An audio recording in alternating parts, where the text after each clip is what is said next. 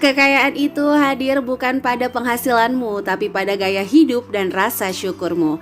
Assalamualaikum warahmatullahi wabarakatuh. Ahlan wa sahlan di channel Keluarga Bun Ai. Keluarga yang bercita-cita selalu bersama sampai surga.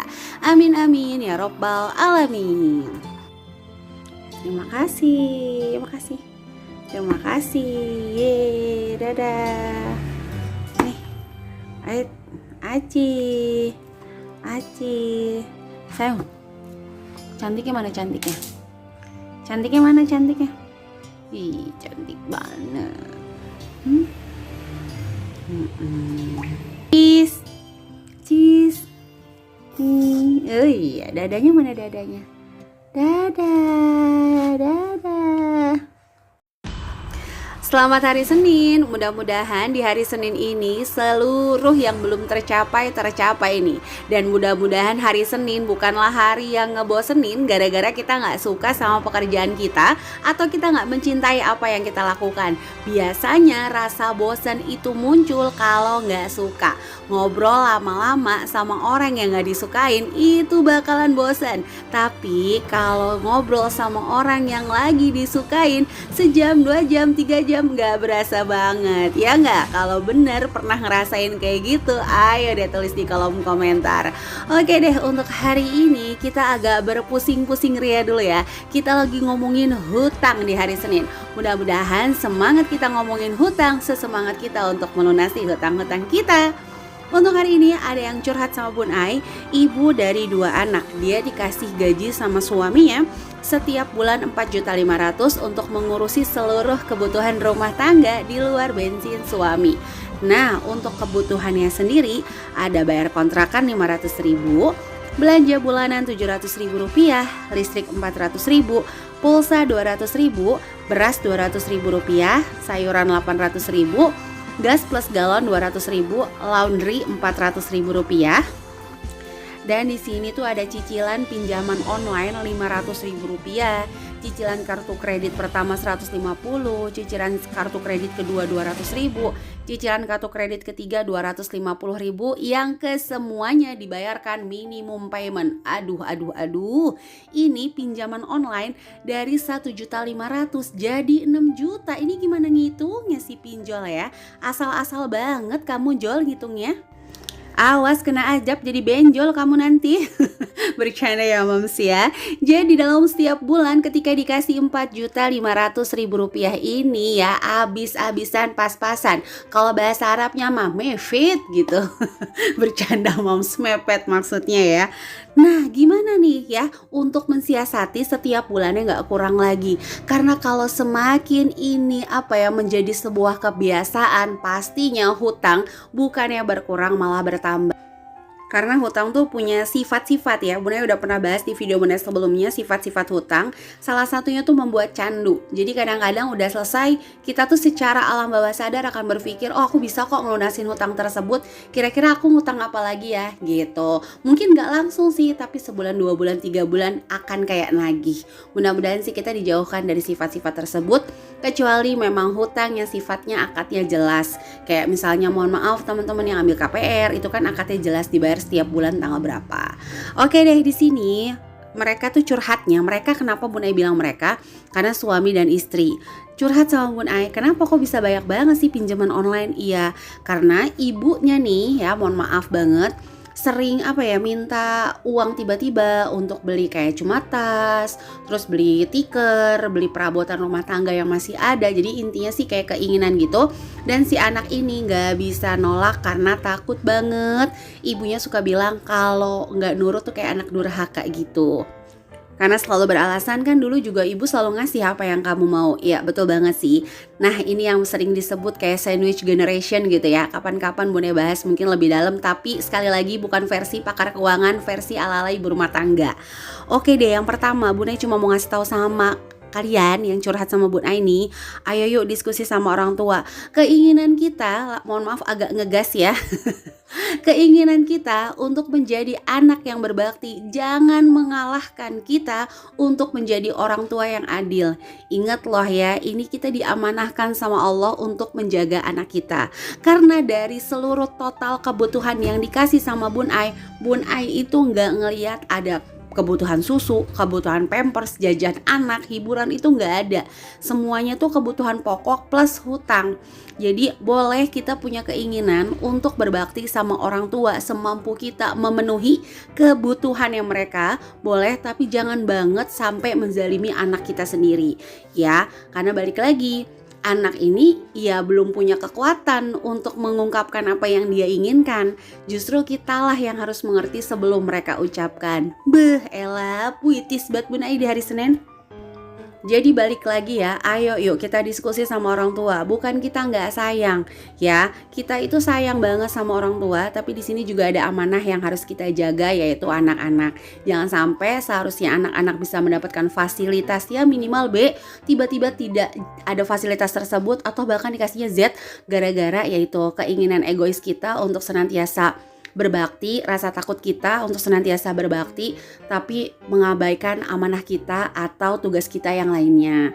Ya kan katanya Rasulullah juga harus imbang. Kecuali mohon maaf banget nih, orang tuanya memang butuh sampai gak bisa makan atau sakit, itu harus wajib, oke? Jadi itu yang pertama. Yang kedua, yuk kita pahami dulu yuk sifat-sifat hutang masing-masing. Jadi yang namanya hutang banyak, balik lagi ya, gak bosan-bosan. Banyak adalah sebuah rasa, hutang adalah sebuah jumlah yang kalau dibayar dengan jumlah, insya Allah meskipun lama akan terbayarkan. Jadi ayo kita pahami dulu sifat-sifat hutang nih. Contoh misalnya pinjaman online, jangan panik kalau data kita disebar. Sebenarnya ketika data kita disebar itu udah nyalahin aturan banget. Apalagi sampai misalnya dia nagih-nagih kita ke teman-teman terdekat. Ya memang balik lagi, pinjaman online ya jaminannya adalah harga diri kamu, jaminannya adalah kenyamanan kamu, dan penagih yang terbesar adalah teman-teman kamu sendiri karena gak nyaman itu. Itu sih, makanya intinya jangan panik, telepon pinjaman online bila perlu. Kalau kamu punya sosial media, ayo hashtagin semua pejabat-pejabat, orang-orang yang penting gitu ya.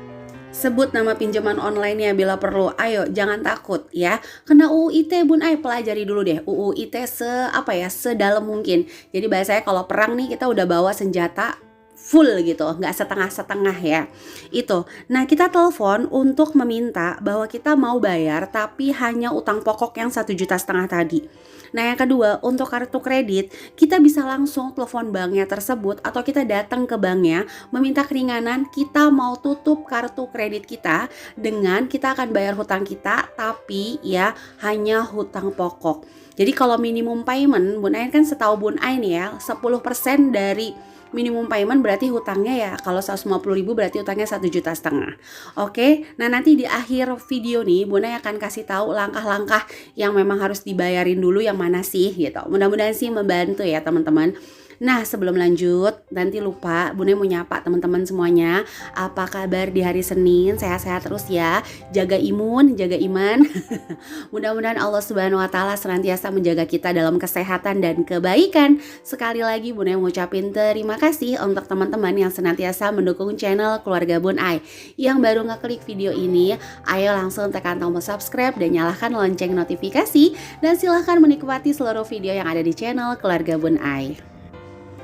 Oke deh, langsung aja kita masuk ke segmen terakhir. Nah, di segmen terakhir ini adalah yuk kita perbaharui anggaran yang udah ada. Kebutuhan pokok kontrakan 500.000, beras 150.000 rupiah, sayuran 600.000 rupiah, listrik harus dihemat-hemat 250.000 rupiah.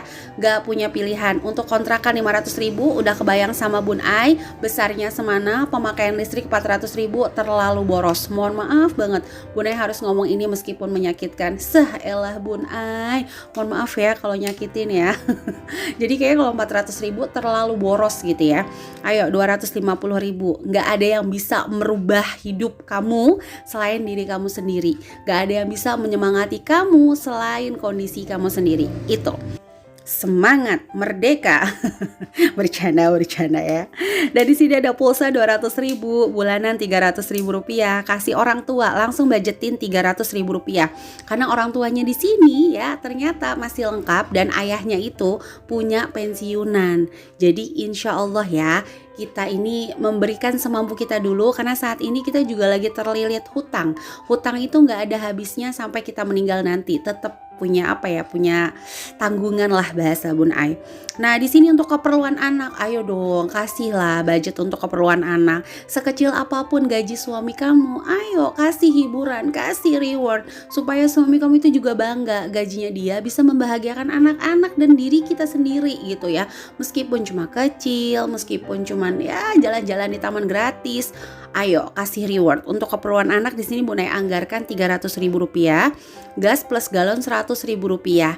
Anak 2 curhat sama Bun Ai usia 7-5 tahun, mohon maaf laundryannya di skip dulu ya sampai hutang-hutangnya lunas. Bun Ai nggak bilang masa sih nggak bisa, enggak, setiap pribadi dan kondisi orang berbeda-beda. Tapi saat ini laundryannya di skip dulu ya. Kalau memang capek Bun Ai nyetrikanya, setrika aja baju yang penting-penting dulu, oke? Karena kan kita juga lagi nggak kemana-mana juga kan. Jadi kalau bisa di skip dulu lah ya sementara. Nah di sini sisa gaji 1,8 juta, dana darurat 300.000, berarti yang bisa kita gunakan 1,5 juta untuk pembayaran hutang.